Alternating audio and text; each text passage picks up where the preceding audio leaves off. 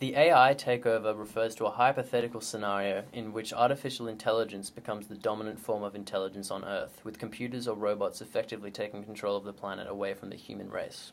Possible scenarios include a takeover by a super-intelligent AI and the popular notion of a robot uprising. Some public figures such as Stephen Hawking and Elon Musk have advocated research into precautionary measures to ensure future super-intelligent machines remain under human control. Robot rebellions have been a major theme throughout science fiction for many decades, notably in the film series The Terminator, though the scenarios dealt with by science fiction are generally very different from those in concern to scientists. While superhuman artificial intelligence is physically possible, scholars like Nick Bostrom debate how far off superhuman intelligence is, and whether it would pose a risk to mankind. A superintelligent machine would not be motivated by the same emotional desire to collect power that often drives human beings. However, a machine could be motivated to take over the world as a rational means towards attaining its ultimate goals. Taking over the world would both increase its access to resources and would help to prevent other agents from thwarting the machine's plans. As an oversimplified example, a paperclip maximizer designed solely to create as many paperclips as possible would want to take over the world so that it could use all of the world's resources to create as many paperclips as possible, and additionally so that it can prevent humans from shutting it down or using those resources on things other than paperclips. If a dominant superintelligent machine were to conclude that human survival is an unnecessary risk or a waste of resources, the result would be human extinction. An artificial general intelligence that is capable of doing every strategically relevant task as well as a human, but that continues to retain all the advantages of a computer, would have many advantages when competing with humans for control. A computer program, unlike a human, has the ability to quickly reproduce itself, to upgrade itself onto better hardware as it becomes available, and might have the capacity for perfect recall of a vast knowledge base. In addition, depending on its architecture, an AGI might have superhuman abilities in one or more of the following strategically relevant domains. Intelligence amplification. A computer program with the same or greater programming abilities as a competent artificial intelligence researcher would be able to modify its own source code and increase its own intelligence. If its self-reprogramming leads to it getting even better at being able to reprogram itself, the result could be a recursive intelligence explosion, where it would rapidly leave human intelligence far behind. Technology research. A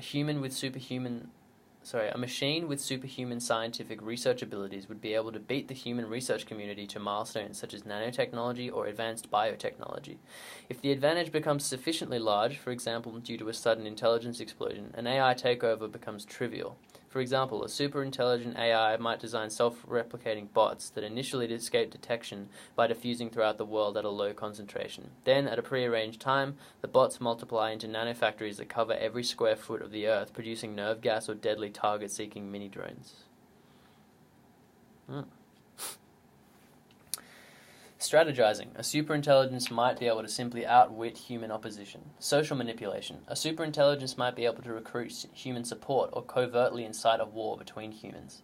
Economic productivity. As long as a copy of the AGI could produce more economic wealth than the cost of its hardware, individual humans would have an incentive to voluntarily allow the AGI to run a copy of itself on their systems. Hacking. A superintelligence could find new exploits in computers connected to the internet and spread copies of itself onto those systems, or might steal money to finance its plans. A computer program that faithfully emulates a human brain, or that otherwise runs algorithms that are equally powerful as the human brain's algorithms, could still become a speed superintelligence if it can think many orders of magnitude faster than a human due to being made of silicon rather than flesh, or due to optimization focusing on increasing the speed of the AGI. Biological neurons operate at about 200 Hz, whereas a modern microprocessor operates at a speed of about 2 billion Hz. Human axons carry action potentials at around 120 meters per second, whereas computer signals travel near the speed of light. A network of human-level intelligences designed to network together and share complex thoughts and memories seamlessly, able to collectively work as a giant unified team without friction, or consisting of trillions of human-level intelligences, would become a collective superintelligence. More broadly, any number of qualitative improvements to a human-level AGI could result in a quality superintelligence, perhaps resulting in an AGI as far above us in intelligence as humans are above apes. The number of neurons in a human brain is limited by cranial volume and metabolic constraints. In contrast, you can add components to a supercomputer until it fills up its entire warehouse. An AGI need not be limited by human constraints on working memory and might therefore be able to intuitively grasp more complex relationships than humans can. An AGI with specialized cognitive support for engineering or computer programming would have an advantage in these fields, compared with humans who evolve no specialized mental modules to specifically deal with those domains. Unlike humans, an AGI can spawn off copies of itself and tinker with its copy's source code to attempt to further improve its own algorithms. If a superhuman intelligence is a deliberate creation of human beings, theoretically its creators could have the foresight to take precautions in advance. In the case of a sudden intelligence explosion, effective precautions will be extremely difficult. Not only would its creators have little ability to test their precautions on an intermediate intelligence, but the creators might not even have made any precautions at all if the advent of the intelligence explosion catches them completely by surprise. An AGI's creators would have two important advantages in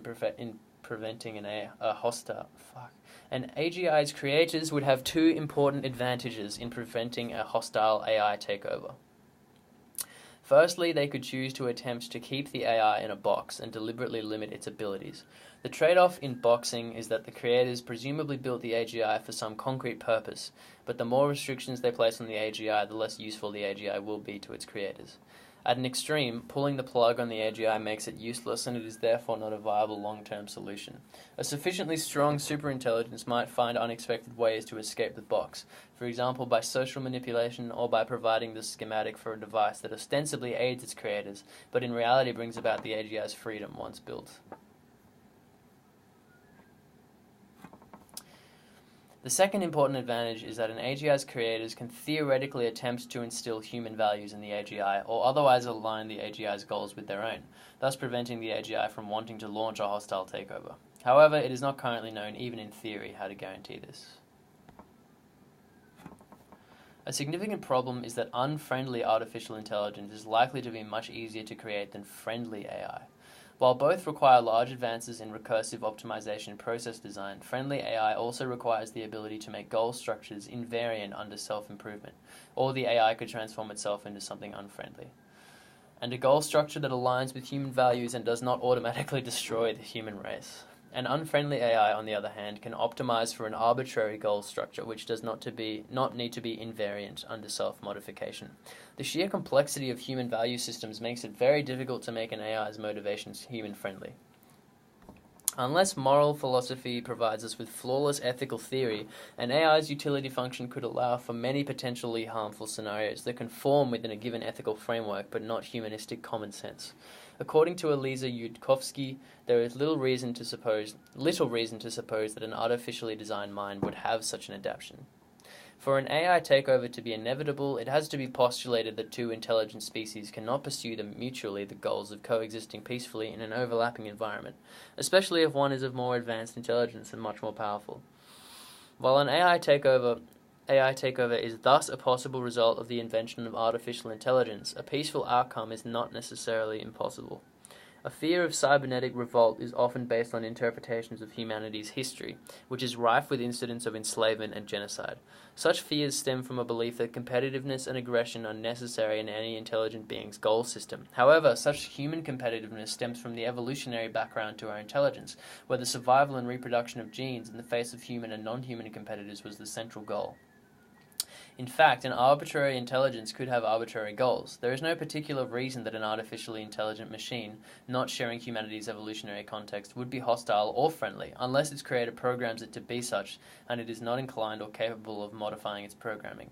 But the question remains, what would happen if AI systems could interact and evolve, evolution in this context meaning self-modification or selection and reproduction, and need to compete over resources? Would that create goals of self-preservation?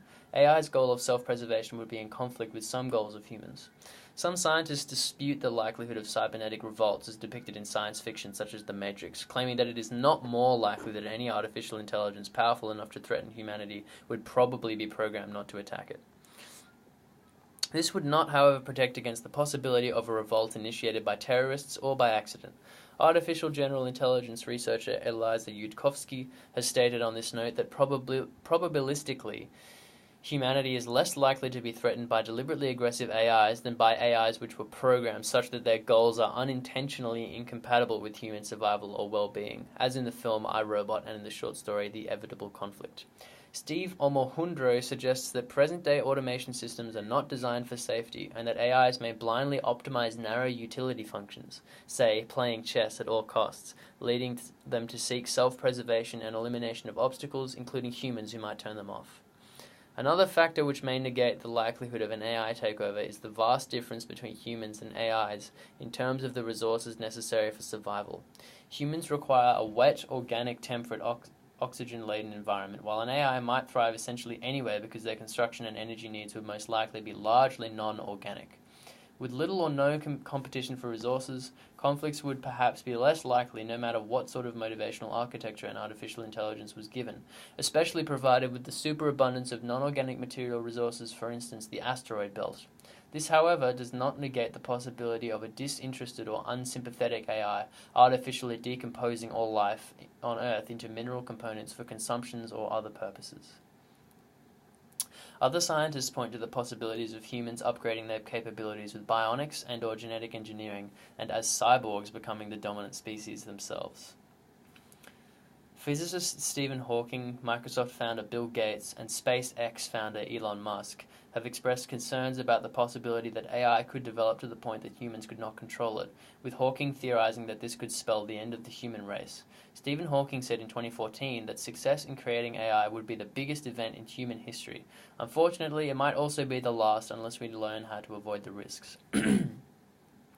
Hawking believes that in the coming decades, AI could offer incalculable benefits and risks, such as technology outsmarting financial markets, out-inventing human researchers, out-manipulating human leaders, and developing weapons we cannot even understand. In January 2015, Nick Bostrom joined Stephen Hawking, Max Tegmark, Elon Musk, Lord Martin Rees, Jan Tillin, and numerous AI researchers in signing the Future of Life Institute's open letter speaking to the potential risks and benefits associated with artificial intelligence. The signatories believe that research on how to make AI systems robust and beneficial is both important and timely, and that there are concrete research directions that can be pursued today.